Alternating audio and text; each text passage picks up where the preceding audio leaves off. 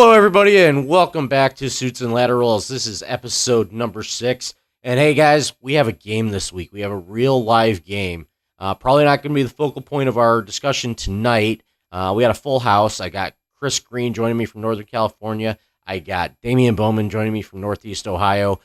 Big news breaks today, both at ESPN and Sports Illustrated, and all the Deadspin.com could do was get down on their knees and say, we're not worthy.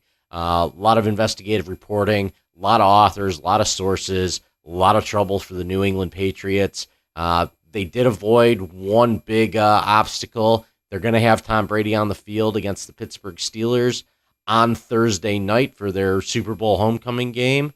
And it almost seems like a side story at this point, but it is the first game of the season. Egg in the face of Roger Goodell, who does lose to a third-party arbitrator in court. Brady being on the field. Let me throw it to you first, Chris. Chris, how you doing tonight, first of all? I'm good. How are you? I'm good. All right. So Brady plays. Does this change everything that we previously believed, or did you have a feeling deep down that he would be on the field on the evening of September 10th?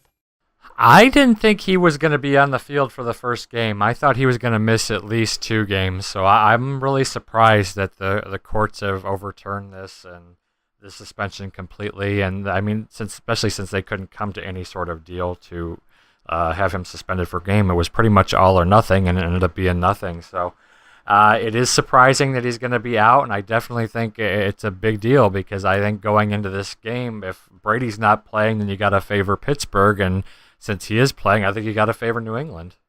And Pittsburgh's going to be without some guys, too. You know, Marquise Pouncey's out for about half the season, it looks like. Martavis Bryant's going to be suspended for 4 games. And Le'Veon Bell is going to be hanging out with Michigan State because he doesn't need to fulfill any duties to the NFL because of the marijuana. So he'll be back on the field in week 2, but you probably have to favor the Patriots here because it is Tom Brady and not Jimmy Garoppolo going. Hey, Damian, I haven't gone to you yet. I want to know how you're doing tonight, but I also want to know kind of your reaction to the fact that Brady beat this thing in court after it seemed like he was dead to rights. Kind of with Chris, I didn't think he was going to be on the field, and I really thought that the NFL and Brady and the NFLPA would settle. I think the language that Judge Brennan used to overturn this, not conviction, but whatever we want to call it, decision, is surprising because, you know, the loophole he used was that, you know, Brady was never informed that he could be suspended for modifying equipment. So, I mean, the judge never said that he thought Brady was guilty or not guilty, but went with a kind of a loophole, which is actually very interesting considering the topic that we're going to talk about tonight. Yeah, and is this? Do you feel this is more of a technicality, or do you feel like this is justice served, Damian? Technicality. And Chris, same question. Absolutely, it's a technicality. I can't deny that at all. Yeah, I think I would feel a little bit better if the judge had kind of given language as to if he was going to rule one way or the other about the actual basis of the appeal and the whole thing, but he didn't. So that's why I kind of think it's technicality. Well, I might be in the minority with against you guys on this, but you know, I chalked this whole thing up to no big deal for a very long time, and then I did some reading this morning, and I don't think I don't think that we gave enough time or attention to the Spygate scandal when it broke in 2007. You know, Eric Mangini basically gets looked at as the whistleblower because he went to an organization that Belichick just hated so much that they cut ties with each other, and I think that sets this up. But Mangini, from what I've read on SportsIllustrated.com and ESPN.com, both very lengthy pieces, very detailed. They go into a lot of how Spygate gets tied to Deflategate and how maybe one affects the other when they were supposed to be looked at as independent investigations. So we'll start there. Chris, the fact that these two things are tied together, did that cross your mind over the last 8 months while we've been discussing deflated footballs? Yeah, I think you had to think that they were intertwined a little bit. I mean, there's been so many rumors about the Patriots over the years and them cheating and stuff. So at some point, the league had to come down on them. I was surprised more that they kind of Belichick got left out of this and it was all being put more towards Brady. I mean, yes, the team was penalized some, but I still think that Belichick is involved in this regardless of what's been said. And Damian, did you think that Belichick had a role in the deflated footballs, or did you think this was just something between Brady and the equipment boys? I do believe Belichick was involved, but one of the parts of the story that the ESPN story, at least, that kind of explains why Belichick is not, and I believe it's early in the column, is the part where it says that the coaches, the GMs, and all the executives had to sign an agreement after the season saying that they hadn't violated any of the rules. And to me, that means that the Patriots kind of threw Brady under the bus here because it meant that there wouldn't be harsher penalties against Belichick being a repeat offender. Okay, Chris.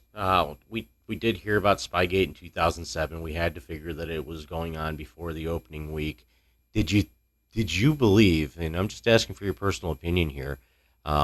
When the Patriots got docked the draft pick, I believe that Belichick took a fine. The organization took a fine, similar to what happened with Ray Farmer and the Browns this year with the texting scandal. But did you feel at the time that it went all the way back to the beginning of Belichick in New England, or possibly even to his time in Cleveland? Absolutely not. I thought it. I mean, the sense I got this was pretty recently that it happened, not that it had been going on for years upon years.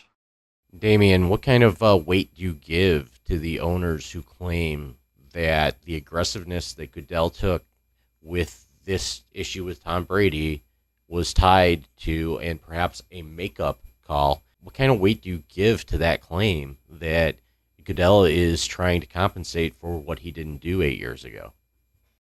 It's probably a little bit of that. I think, as that story outlines, the ownership, the other 31 owners in the NFL are bothered, to say the least, at the lack of punishment that maybe New England receives compared to everyone else. And I think that for Goodell to maybe save face with the other 31 owners, that maybe he had to met out a little bit harder punishment this time. And I think that maybe that's why he went so far, and the rebuke by the appeals court, kind of maybe resets the clock on the quote-unquote makeup call that everyone seems to be wanting to use here. Yeah, and let me tell you something that bothered me a little bit about the PSI, the ball scandal, is that it felt like the NFL was setting the Patriots up instead of protecting the integrity of their conference championship game, and perhaps games before that, because Baltimore was the one that kind of blew the whistle on it, said it, went to Ryan Grigson, the general manager of the Indianapolis Colts, and says, "Hey, watch out for this." You would think that that the NFL would have taken a more aggressive approach rather than trying to run a sting and catch these guys red-handed. Meanwhile, letting them win the AFC Championship and the subsequent Super Bowl. But I mean, that went back, and you look at the way that they got busted in 2007. Eric Mancini told Bill Belichick, "Don't do it. Don't do it. We're on you. We're on to you. The league is on to you." And they did it anyway. They catch a guy named Matt Estrella on the sideline at Giant Stadium back in 2007. I think that they gave him a chance, and then he sneaks back in and he records again. And it just, they left the NFL with no choice. And you look at what the sources are saying: 40 games from 2000 to 2007. And it sounds like it started with I believe it was a preseason game against the Tampa Bay Buccaneers. This is before Brady was, a player on this team. Drew Bledsoe's the starting quarterback. A guy named John Freese is a backup, and Charlie Weiss is in the office apparently. And they say, "We figured out Monty Kiffin's defensive signals. You're going to stand next to me, and you're going to interpret them, and we're going to adjust." And the Patriots ended up losing that game 21-16, which allegedly was supposed to debunk the efficiency of Spygate and maybe give Bill Belichick a little bit of an out. But the 2001 season comes around, Brady gets on the field. Obviously, he's an enormous talent, and they've had talented teams there in New England. Don't let any of this take you to a place where the Patriots are basically the Oakland Raiders with a little bit of cheat code to them. They're a good football team. They've been a good football team, and they can't pull this. They can't use this to their advantage if they're not a great football team that's cerebral enough to adjust, knowing the defensive signals. But you look back at all these Super Bowls, all three teams that they beat before this most recent one against Seattle. The Rams said that they videotaped their walkthrough. John Fox said that it seemed like the Patriots were in their huddle in the first half until they changed their signals in the second half, and then they play a highly contested second half. They ultimately lose, as everybody lost to the Patriots at a momentary last-second field goals. The integrity of the game, Chris, 3 world championships, and I just don't think we've been able to hear from Seattle on this, or maybe the watchdogs were out and they couldn't pull anything with Seattle, and Seattle took measures, as I read about it, practicing for the Super Bowl, isolated from the area. They monitored parking garages, they monitored buildings because they knew what the Patriots were capable of. The integrity of our world championship games. Yeah, I mean, I don't put anything past Belichick at this point. I mean, if there's any way for him to exploit an advantage, he's going to find it. I mean, I think that's pretty obvious at this point. It doesn't matter if it's the littlest thing that you may not think is a difference, but he's going to find it and he's going to exploit it. That's how he does it. He's always looking for that competitive advantage. I mean, yeah, you hear about coaches and stuff doing this all the time, but you're right. He takes it to a whole nother level. You tell him not to do it, he does it anyway, or he finds another way to do it that you won't catch him doing it. So, I mean, it's pretty ridiculous in my mind that he's still going to be allowed to do this stuff. I mean, I'm sure there's just new things he's out there right now trying to figure out how he can get over on the Steelers on Thursday night. Chris, let me ask you this question, because this was in the article, and this obviously came up last year during the playoffs.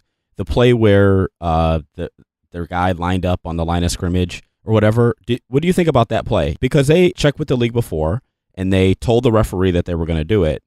And it obviously was not illegal in the book, but a lot of people have a problem with that play. What do you think about stuff like that where they use the rule book to their advantage, even though teams choose not to? Well, I mean, that, like I said, if it's legal, that's one thing. It's the illegal stuff that they've pulled. I mean, obviously the league changed the rule after the season, so that they can't do that anymore. So I think that was kind of one of those gray area plays. But as I just said, if there's something in there that some loophole he can exploit, he's going to find it. And if you block up that one, then he's going to find something else. And until they either kick him out of the league or they can't make any more loopholes for him, that he's going to keep doing it. Despite everything I've read today, which has kind of soured me on some of my stances of late regarding the Patriots, regarding Roger Goodell, I tend to brush that one off, because I played at the lowest of low levels, and don't mistake that for any kind of resume builder or anything like that. But, the fundamentals of football, 7 men on the line of scrimmage. You do have to report as eligible if you wear an ineligible number, and you're supposed to report as ineligible when you wear skill player number, as Shane Vereen was wearing in that game. But I don't tend to lump that in with everything. I think there's enough. I think there's enough here to bury the Patriots for centuries to come. But I don't look at formations, manipulations of, maybe there's an unwritten etiquette to the NFL where you just don't do that, and Belichick decided to do it anyway. But I don't tend to lump that in. I'd say it's a trick play. It's more of a trick play. But here's the thing though. If it's a trick play, then why did they close this loophole? Like, what's the big deal? Well, that's what I said. I think that one was more of a gray area thing. I mean, I don't know if you guys remember the play last year with the Browns where they tried to pull that trick play with Manziel where he was standing on the sidelines, and then he popped in at the last second, and then they threw the pass to him, and I don't remember if he got a touchdown, but they got a lot of yards out of it, and then they called it back on that. But that's the kind of thing. And Chris, it's important to mention they didn't call it back for the actual substitution infraction, which we learned if we were not at the stadium following along on Twitter, where Mike Pereira and Mike Carey both pointed out that the player needs to it had to do something with he had to be like 2 feet onto the field or something like that. You had to be away from where the players sit on the sideline. So you could get away with that on the 20-yard line, but you can't get away with that where the 53 active man roster is. So, but it got called back for holding or something like that, and they did get a lot of yards, and the play was negated by an unrelated penalty. And it would have been interesting to see if they would have thrown the flag for something else and had to interpret the rule book. You tend to wonder from time to time if the officials, if there's another infraction on the play that's difficult to explain and it would be irrelevant anyway, that that they just kind of glossed over it. They take the easiest way out of it, Jeff. I can tell you that from experience. Hey, you know what? The path of least resistance. That's the way to go. Hey, this thing, got legs. Obviously, with the St. Louis Rams, the Super Bowl run that started it all back with 2001 season, January '02, February '02. The Patriots knew that Marshall Faulk would be returning kicks, and everybody on the Rams says that there's no way that they would have known that if they weren't taking notes from the Rams walkthrough.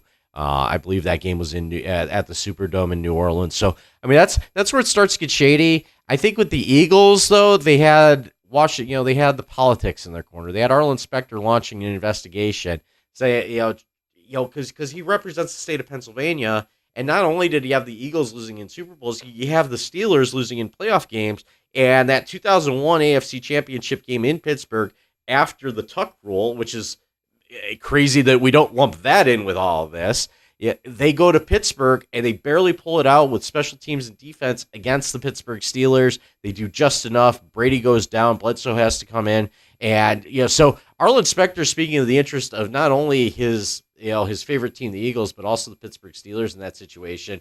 And it was almost like he was told to drop it. He was offered, it sounds like he was offered money down in Florida to walk away from this whole scandal, or stop pursuing it anyway. And there's a quote from Mike Martz about Roger Goodell, and it says, he told me the league doesn't need this. We're asking you to come out with a couple lines exonerating us and saying we did our due diligence. I mean, everybody's trying to pat each other on the back.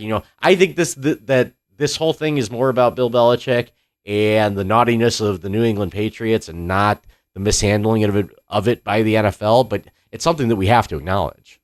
Sure. I mean, the NFL is the old boys network is what I like to call it. I mean, you could say that about, I think, any of pro sports organizations, with Major League Baseball as well being lumped into that, where they're looking to protect the shield as opposed to the individual players or teams. So something like this, where one team's doing this, they're going to try to make it go away as quietly as possible while still punishing that team, because if it gets out there, I mean, it can affect all 32 teams then. And I mean, that's kind of what's happened here is whether you want to believe it or not, it has affected the league, and you can look at the two situations as proof of that. Hey, Damian, we're all baseball fans here. We know that baseball went through a dark period with the PEDs, the book on Barry Bonds, Game of Shadows, the Mitchell Report.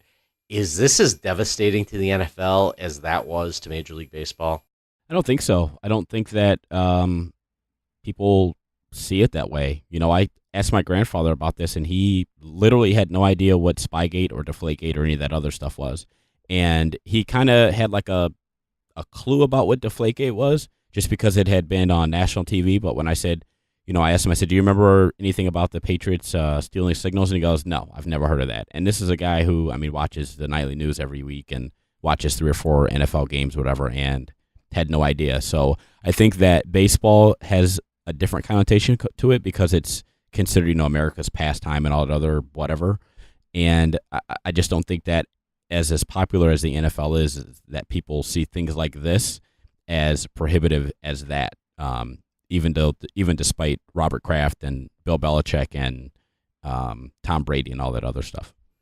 We talked about technicalities earlier, so let's say that things are made inadmissible for whatever reason, and we know this probably isn't going to go to a court as much as it's going to be ruled in the court of public opinion. But let's put deflated footballs to the side. Let's put videotape to the side, and look at everything else that's been brought up. Stealing play sheets out of locker rooms,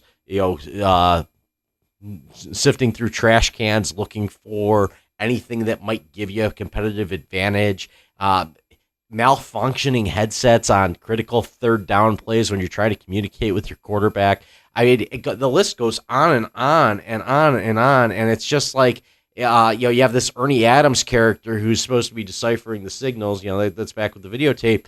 And the joke in Cleveland was that Art Modell offered anybody they could tell him what Ernie Adams' role with the team was. $10,000 just shows you how how black ops this whole thing is and has been, and perhaps it even goes back to Belichick's days with the Browns from 91 to 95. Well, here's the other thing too: is if one of the article's points was that everybody's like, well, the stealing the signals, it really wasn't a big deal. It didn't really have that much of an effect on the games. If it wasn't such a big deal, like you just said, why are they so cloak and dagger about it? Why is who so cloak and dagger about it? Why were the Patriots so cloak and dagger about it?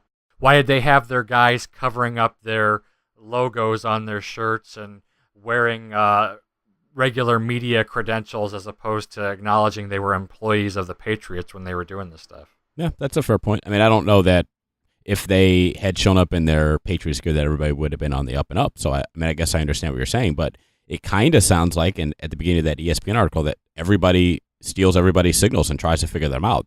It's just that the Patriots just went a step further by recording them until, the league out and out said, hey, you can't do this pregame, postgame, postseason, whatever.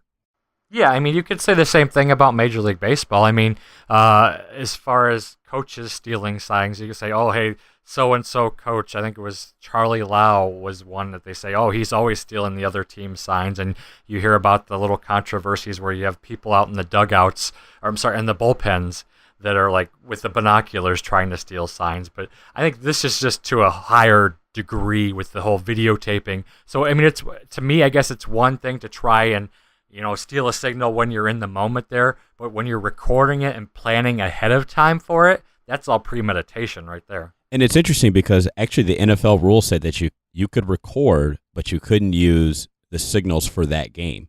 So it actually said like you could record and then use whatever information you got in a future game. So they were actually encouraging you to take that information and use it against your opponent in a future game, assuming that these teams, which I can't believe, didn't have special signals or change their signals after they played the Patriots or before they played the Patriots. Well, and they gave their scapegoats a backstory even. They say, say you're with Patriots TV or Kraft Productions, or, going back to the one story from the Browns, where they put the kid in an NFL Films t-shirt and had him videotape the grease boards and get in their huddles and record their huddles and everything else. And NFL Films, because it was so revolutionary, nobody batted an eye about, where are your credentials if you're with NFL Films? You see a guy wearing a shirt that says he's with somebody, you have to take that at face value, or you don't think not to anyway. Well, even at this point, though, like, if you have the right vest, you can get on the NFL field. Like, you're given a vest and a credential, and if you walk through that tunnel and you have the vest on, they never check your credential. So I think a lot of that goes on the individual teams' security, not actually checking the people who are supposed to be on the field. So what's the aftermath from all this? I'll start with you, Damian. Well, I mean, as far as the Patriots, I think it's status quo. You either like Bill Belichick or you don't. And if you don't, this kind of goes to your point. I mean, I don't think anything here is revolutionary. I think this just kind of gives us the backstory of Spygate and stuff we didn't know. And if you didn't like Roger Goodell, you maybe like him a lot less. I don't know. It kind of seems like that he maybe tried to, as you said before, make up for the lack of penalties before. But as we discussed, an appeals court overturned that ruling from an arbitrator and from Goodell himself. So, I don't think much has changed. I just think this is a story and revelation of storylines that we haven't heard before. Chris, do you think anything comes of this? I mean, I think the Patriots are going to take a little bit of a hit in public opinion. I mean, in all honesty, we all knew this happened because it all came out before. We just, like Damien said, we just didn't know the degree that it was happening. So I think that's the biggest impact that you're going to see on this, is that they're going to lose some people in the court of public opinion, and the fact that, everybody knows that they've cheated, and they're just going to be even more suspicious of them pretty much until Belichick's gone, is I think what it amounts to. They're going to, anything that seems out of the ordinary, they're going to scrutinize it, and even if it isn't, they're going to scrutinize it, is what it amounts to now. See, for me, this brings me into the middle a little bit. I've been firmly, I don't want to say on the side of the Patriots, but I had an understanding. I kind of expected the suspension to be overturned. I've put a lot of the onus on Roger Goodell. I don't think that he's done a very good job, and I think that this kind of confirms that side of it. But I'm done giving the Patriots the benefit of the doubt. I think that we've got a better understanding of all the things that go on when teams go to Foxborough and how there's no integrity, there's no etiquette with them. There's put a padlock. The story about them putting a padlock on their locker room, on the visitors' locker room, and the Patriots saying that it violated fire code, and the opposing team said, "We call your bluff. Call the fire department." And they said, "Okay, it can stay." It's just them trying to get around the rules, and I think it's devastating. The more I thought about, the more I think about it, the less I think that there's going to be any further consequence from this. But in a just world, I think that you put Bill Belichick in a Pete Rose situation where you ban him. You make sure that he doesn't get to wear that yellow blazer in Canton.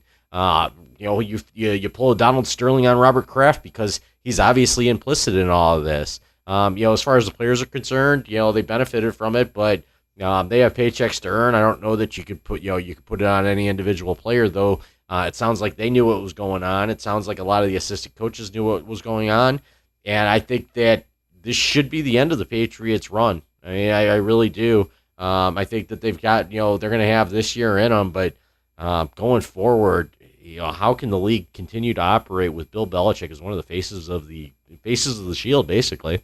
Well, let me real quick to just something I wanted to ask too is, Bob Kraft thinks or has this impression that he gives out here that he is like holier than thou and he is Mr. Integrity and all that. And after reading this, can you really believe that? Do you really believe that he didn't know what was going on? That he this was all being done without his knowledge? Oh, no, absolutely not. And I think that his lobbying with Goodell, his lobbying with Mr. Spector, I think that they did everything in their power to make it go away. I mean, what's the purpose behind destroying those videotapes back in 2007? I mean, they crushed beta tapes right there, swept up the pieces of plastic, and threw them in the trash. We have a firsthand account of that. I mean, that's not just Belichick, or any of the players. That's Robert Kraft. That's Robert Kraft trying to be manipulative, and I mean, this is the kind of thing that happens in boardrooms. This isn't exclusive to the NFL, as Damian will probably concur.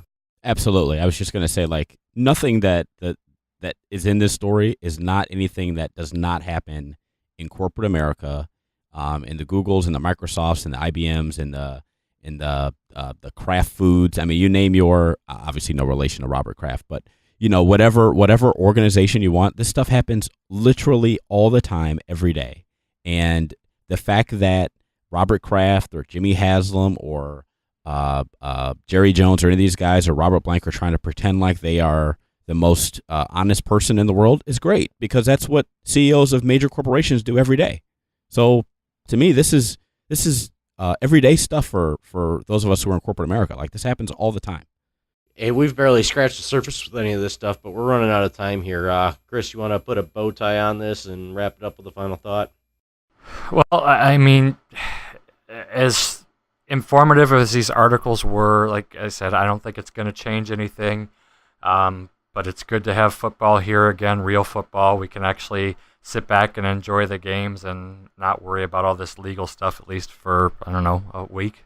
It's funny with these Thursday night football games. Last year, the Steelers played the Ravens 2 or 3 days after the second Ray Rice video was released. Now we have all this stuff going on with the Patriots going into the Patriots hosting the Steelers on Thursday night football. So it's going to be tough for, I believe this is an NBC game, so it's going to be tough for Michaels and Collinsworth to skirt around the topic, but they've got a football game to call. Hopefully they stick to business. Damian, final thoughts, and would you mind letting everybody know where they can find us? Yeah, as I said last year about the Ray Rice thing, I mean, the biggest key for Roger Goodell is to survive in advance, and luckily for him, these things always happen in the days and the weeks leading up to when actual football is going to be played, and once the football starts, no one cares about this other stuff. You guys can find Suits and Laterals at suitsandlaterals.com, which will redirect you to 4lights.fm/SL006. iTunes and Stitcher Radio and SoundCloud is where you can also find this broadcast. All right. That's going to do it for us tonight. Damian told you where you can find us. For Damian Bowman and Chris Green, I'm Jeff Rich. We'll catch you next week.